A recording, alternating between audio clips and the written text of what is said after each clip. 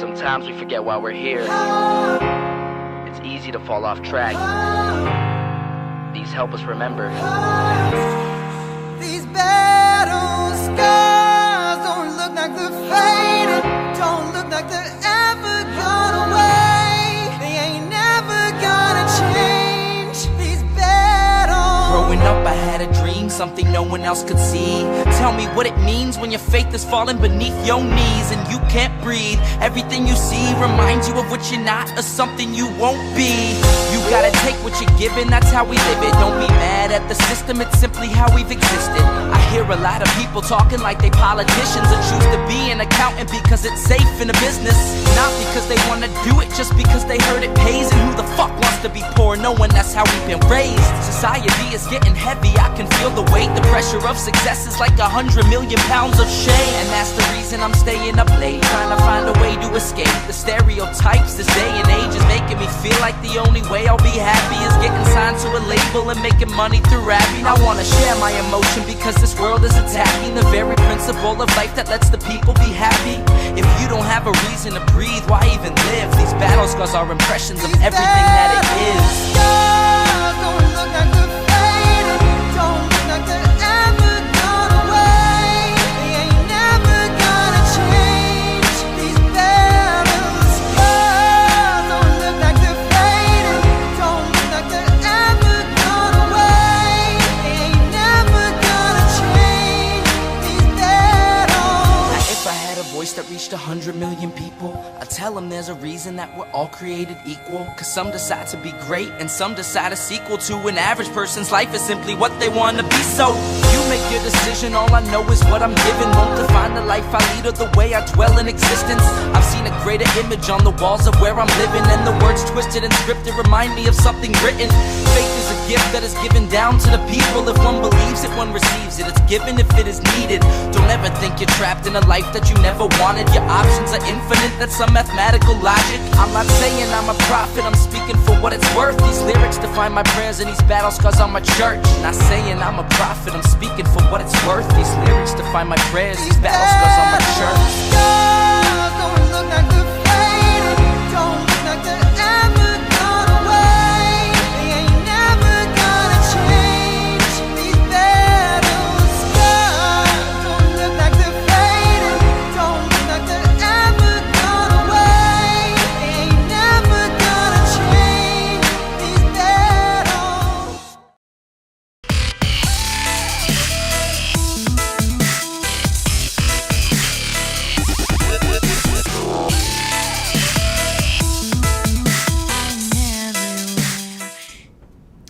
Okay, and we are here.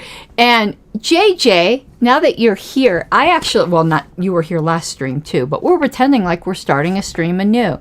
I was listening to the Bylaws Committee meeting, and I know you were there, Nathan, as well. I have a question for you. I probably need to call you, but the question came up whether the 90-day requirement to publish on the website a potential type of electronic voting, whether that could be suspended by the delegates. Well, it's in the convention rules, so why wouldn't it be suspendable? I think I might disagree with what you said in the meeting, but I'm willing to be convinced otherwise, because that really was a difficult question. When I was listening to that meeting, I'm like, I'm glad Ken was sharing that one. Got that difficult question.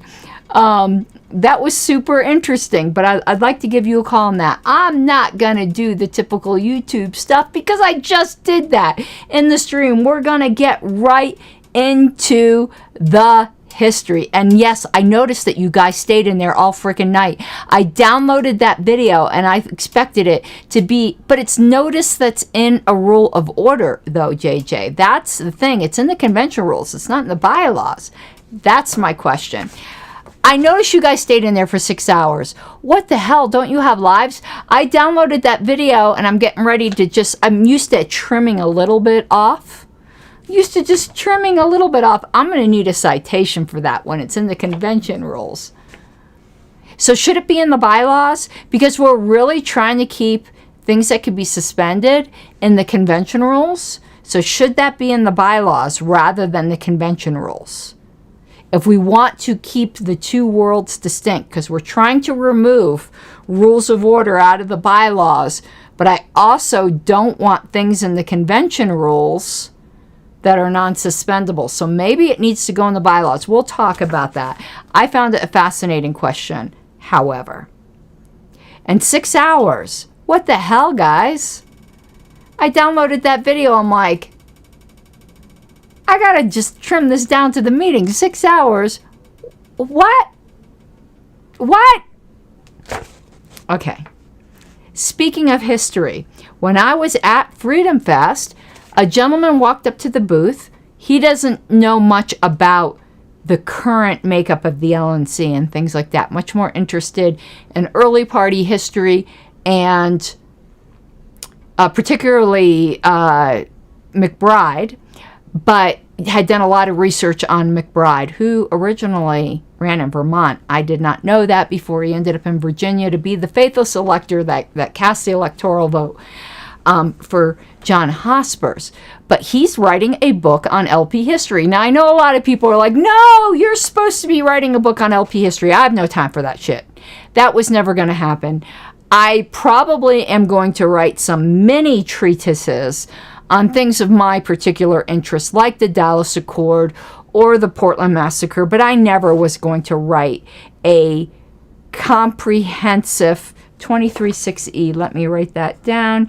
I was never going to write a comprehensive history of the LP, and unless like maybe 40 years from now. So I'm glad somebody is doing that now. So he came to the booth and started talking about it, and I forgot who grabbed him and said, I have someone to introduce you to, because he had no idea of my existence. And when we started talking, this guy realized he hit the mother lode. He hit the mother lode in finding me.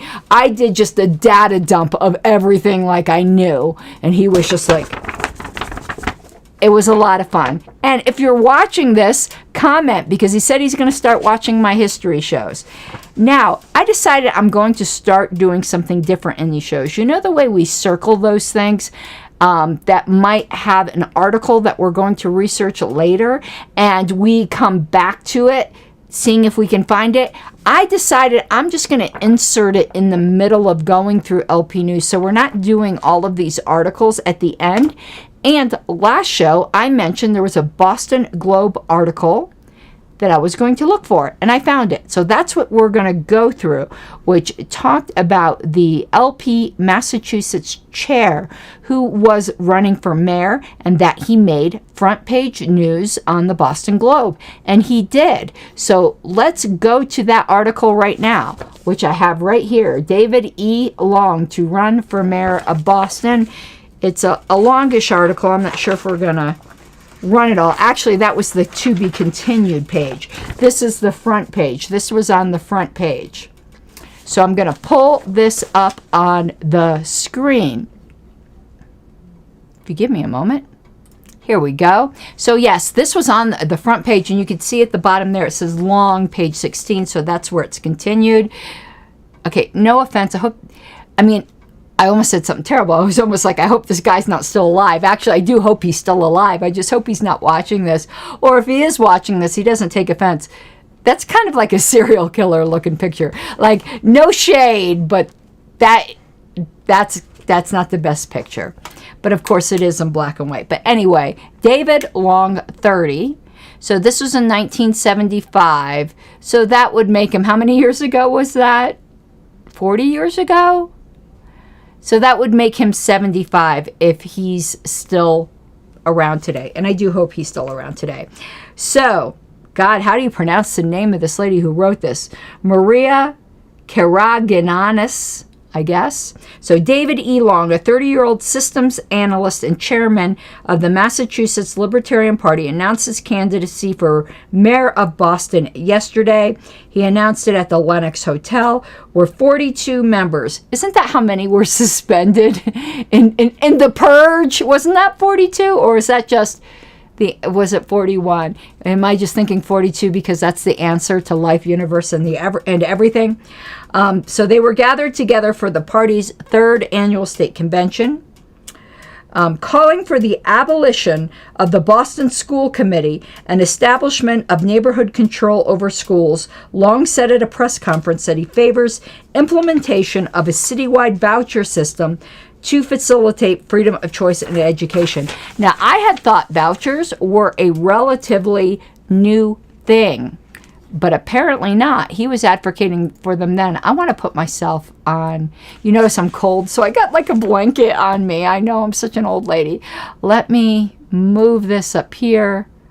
Let me make it a little smaller, and maybe we can make it so you don't see this dumbass blanket. Let's zoom. There, you don't see it. You just see my cool "Being a Bitch is Un-American" shirt from Maj Touré. Okay, let me move this over a little. Let's go to the next page of this article, which is continued on page 16. Under Long's plan, each parent of school children would be issued a $600 voucher for each child. Boy, education has gotten a lot more expensive than that. Who could then attend any public, private, or parochial school in the city. Asked how he would reconcile his voucher plan with the current federal law regarding school integration, Long only said he opposes the law. I disagree with him. If schools are funded in any extent or mandated by the federal government, they can't discriminate based upon things like race. Like, I know this is kind of going off the rails, but I don't agree with him on that. That kind of makes me super uncomfortable. The Libertarian Party, which claims 71 members statewide. Wow, they have 71 members statewide and 42 of them went to the convention? That's a damn good turnout. Is a national political group founded in Colorado in 1971 to achieve a system of laissez-faire capitalism. Oh, capitalism, you say? This is even after that term was deleted from the Statement of Principles. Is it still capitalism? Fuck socialism. That's all I can say. And you can quote me on that. Fuck socialism. Long said yesterday that libertarians advocate power to the people in its most fundamental sense by granting individuals full control over their lives and property. To this end, he said, if elected, he will work for the immediate deregulation and ultimate repeal of all laws regarding transportation, gambling, alcoholic beverages, sexual relations between consenting adults, construction, zoning, prices, wages, and rents. I do like everything he said there. The purple flame backdrop is too hot. It's not too hot. I love it. I love it. And it's not purple. It's pink. It's got some purple in it, but it's pink. Casey Jones, get with the program. Okay. Where was I at? Long, who holds a bachelor's degree in mathematics from St. John's College in Annapolis, Maryland, said he advocates tax rebates to any persons or to any group that privately contracts for any services provided by the city. On his declaration of candidacy statement, I'm reading this whole thing because I do find this a very interesting article. We'll get this on Lpedia. Long listed his address, and we're not going to say that. Not that it's secret. It's obviously in a newspaper, but it's probably not his address anymore. An aide said Long moved to that address at the end of January. Ooh, is there a scandal that he moved there just to run? On a press release Long issued, however, he gave his home telephone number. Oh, apparently there is a scandal in the making here. In the 1973 Boston telephone directory, Long is listed at a different address. Ooh la la, we're getting the tea with the same telephone number. The telephone company said it had no listing for Long at the Jamaica Plain address. So I think they're insinuating he doesn't live in the jurisdiction. Is that the impression you're getting? That is the impression I am getting. A woman at that address who answered the telephone yesterday afternoon said initially that Long was not in. When the reporter who was calling identified herself, however, and asked where Long lives, the woman said he had moved to Jamaica Plain. Attempts to reach Long after the press conference for clarification of his address were unsuccessful. An aide said he was unavailable. Where's my scandal Where's my scandal button? It's a scandal, girls. It's definitely a scandal, girls. Okay. Let's go back. All right. That was interesting. I didn't expect that. I don't read this stuff before I read it to you. You guys hear it when I hear it. It's my contemporaneous reaction. Okay, so we're going back to where we were in LP News. Let me know if you like me interjecting these news articles that I'm finding in the middle rather than doing it like as we find them rather than at the end. So I want to show you where we're at. We're not going to do that much longer. I already did a show earlier today, and I do try to keep these history ones to about 30 minutes. So where we are at, we already covered LP candidates across the nation enter local election races. We're going to cover here Tony Nathan in race for vice presidency nod. What the hell is with that weird typesetting? I'm wondering if that was just like in the scan it moved. Otherwise, that's some bad typesetting going on there. But that's where we're going. Are you ready? I'm ready. So Eugene, Oregon. If you didn't know, Tony Nathan lived in Oregon. God, this type is super tiny. 2 Oregon Libertarians have announced their intention to nominate Tony Nathan for the position of Libertarian candidate for Vice President of the United States at the forthcoming National LP Convention in New York, August 29th. The two, Lee Carey, author, editor, and journalist, say they are forswearing, that's a word we don't use very much, all the full-page ads, fundraising letters, and cajoling, and say they simply want to announce that Nathan is available. Nathan adds that she is not actively campaigning for the office, believing one should not run for second spot before the presidential candidate is chosen. That is really interesting, because that's been an ongoing debate in the party. But Tony Nathan was not the vice presidential candidate for 76. Who was it with McBride? Was it Berglund? Let's look that up. I think it was Berglund, wasn't it? Was it Berglund? Somebody tell me. I'm going to look it up. But let me see if anyone in comments gets it before I can look it up. Let's look up McBride campaign. Yep, it was Berglund. I was right. Okay. Okay. Yeah, my little stickers. See, I got my little glitter stickers are starting to fall off. I like them, though. I got them on clearance at Mac. Okay. So it didn't end up being Tony Nathan, but she was available. As the 1972 LP vice presidential candidate, Nathan was the first woman in U.S. history to receive an electoral vote. Kiss my ass, Hillary Clinton. Awarded by former GOP elector Roger McBride of Virginia, now a candidate for LP presidential nomination. During the last 4 years, she has campaigned for libertarianism in 15 states and in Canada, appearing on hundreds of radio, TV, and campus programs, and helping to organize and publicize state parties and local candidates. She was deeply involved in getting the LP on the ballot in Washington state and was founder of the Oregon Libertarian Party. She is a past vice chairperson of the Oregon LP, founder and president of Blaine County Libertarians, and founder and president pro tem of the Association of Libertarian Feminists. Nathan has had personal experiences working in public relations and journalism. As a print and broadcast journalist, she has covered such stories as land use planning, urban renewal, and publicly funded athletic programs that excluded women. Before becoming a libertarian, Nathan was a liberal and a member of the Democratic Party, so please stop all that bullshit that everyone comes from the Republicans. They don't. I know so many libertarians that came from the Democrat Party. She believes that her own experience in changing political views will aid her in communicating libertarian ideas to liberals. At the same time, Nathan emphasizes that LPers must never allow pragmatism to undermine principle. Preach it, sister. We must clarify and expand on our principles without equivocation if we are to win the support of an informed and educated electorate, she says. And then there's an address regarding her candidacy. And that is going to be it for this episode. So I want to show you, though, what we're going to cover next time. I'm just taking a look. I have to decide between these two.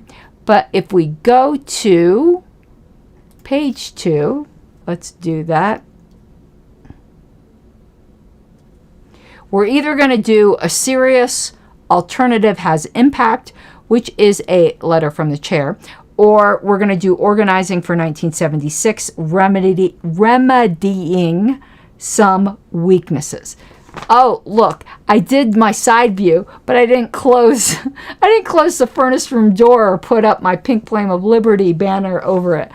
Oh, well, y'all know I'm just sitting here in the basement.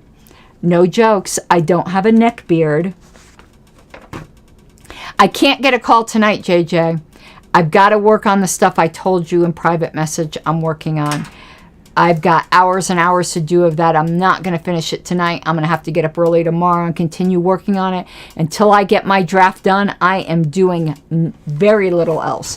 There's a little bit of shit posting going on Twitter, and that's about it. I am frazzled. Hold on. Would I do it with my hair like I did that one video where it was like status gonna state? Here we go. I am completely frazzled. Hold on, I can't take that. Let's comb that back out. Oh, God.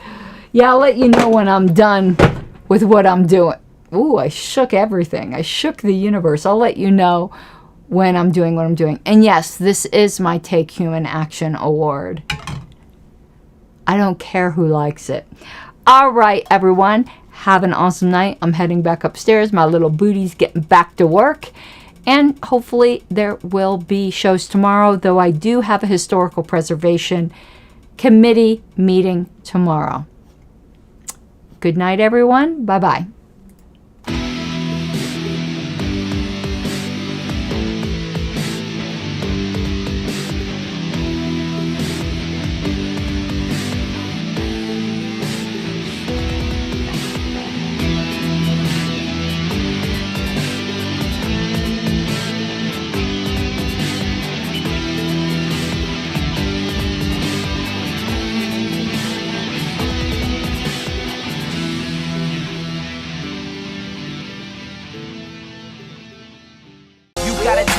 Given, that's how we live it. Don't be mad at the system, it's simply how we've existed. I hear a lot of people talking like they politicians and choose to be an accountant because it's safe in a business, not because they want to